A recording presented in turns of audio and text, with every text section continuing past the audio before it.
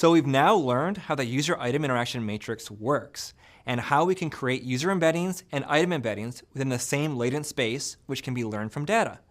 So, what machine learning algorithms can help us with this? Collaborative filtering uses a user-item interaction matrix that is a 2D table that provides ratings for user-item pairs. These matrices are usually very sparse because there's a large number of users and a large number of items, which creates a massive Cartesian product.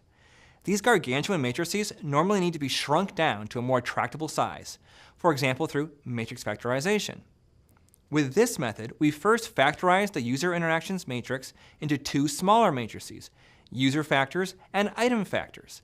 If given a user ID, we can multiply item factors to get the predicted ratings for all items. Also, vice versa. If given a movie ID, we can multiply by user factors to get the predicted rating for all users.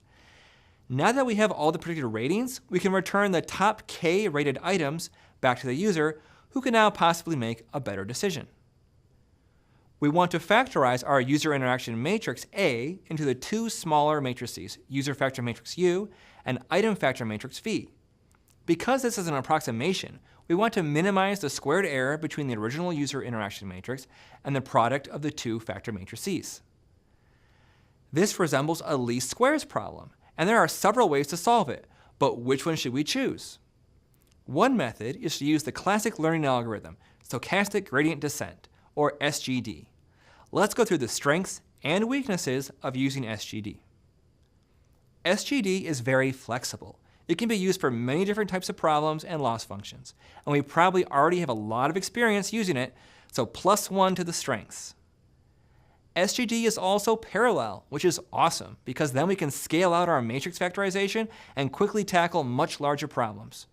Another +1 to the strengths.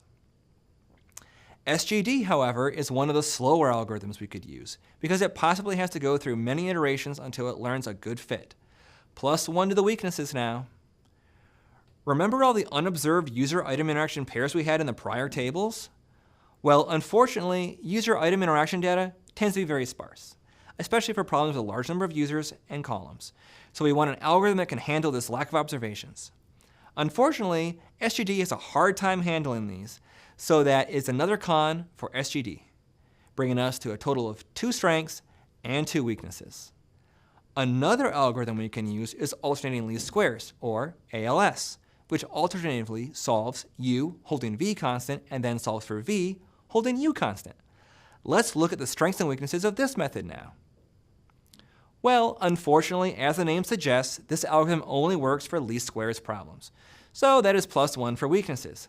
However, luckily for this particular problem, we have a least squares loss that we are trying to minimize, so this is still a viable option. Just like SGD, ALS is a parallelizable algorithm. Therefore, we can also scale out our problem to handle much larger data in a shorter amount of time. +1 to the strengths.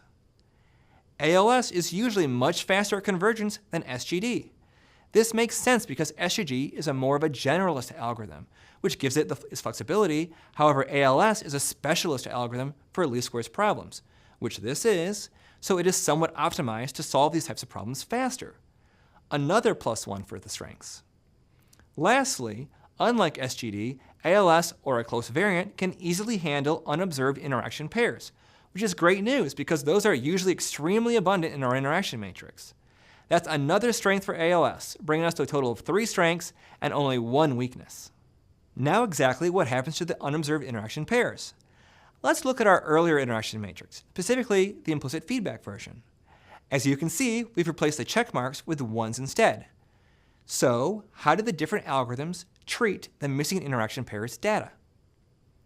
One simple way to solve this is to perform the singular value decomposition, as we did in a previous course for latent semantic analysis. This matrix factorization method, however, requires all real numbers in the matrix it is decomposing. Therefore, the unobserved pairs are given values of 0. You might think this is not significant, but it greatly changes what the data means, because we are essentially making a large assumption and imputing zeros wherever data was missing. This can lead to poor performance in making recommendations. What else can we try instead? Using matrix factorization for collaborative filtering, such as ALS, we just ignore the missing values. Notice that in the loss formula we are minimizing, we are only summing over the observed instances. This still isn't a great fix, but with a minor tweak, we can obtain something that usually works very well. What if, instead of merely setting all observed pairs to 0, or ignoring them completely, we assigned a weight for those interaction pairs that are missing? We can think of this as not giving it an absolutely certain negative score, but instead as a low confidence score. This is called weighted alternating least squares, or WALS for short. Notice that in the modified equation, we have the ALS term on the left and a new term on the right that weights the unobserved entries. This usually provides much better recommendations and is the algorithm we will now focus on. Now it's time to test your knowledge about the ways unobserved pairs are handled by different algorithms. There are many ways to handle unobserved user interaction matrix pairs. Blank explicitly sets all missing values to 0. Blank simply ignores missing values. Blank uses weights instead of zeros that can be thought of as representing blank. Choose the answers that best fill in the blanks. The correct answer is B. In singular value decomposition, or SVD, we explicitly set all missing values to 0. This can be problematic because we are making a very large assumption and imputing data that could have meaning, when in fact there was no data there, which can throw off our predictions. The matrix factorization of a collaborative filtering algorithm, alternating least squares, or ALS, simply ignores missing values. Weighted alternating least squares, or WALS, uses weights instead of zeros, which can be thought of as representing low confidence. WALS provides some of the best recommendation performance compared to these other methods, and is what we will focus on using for collaborative filtering.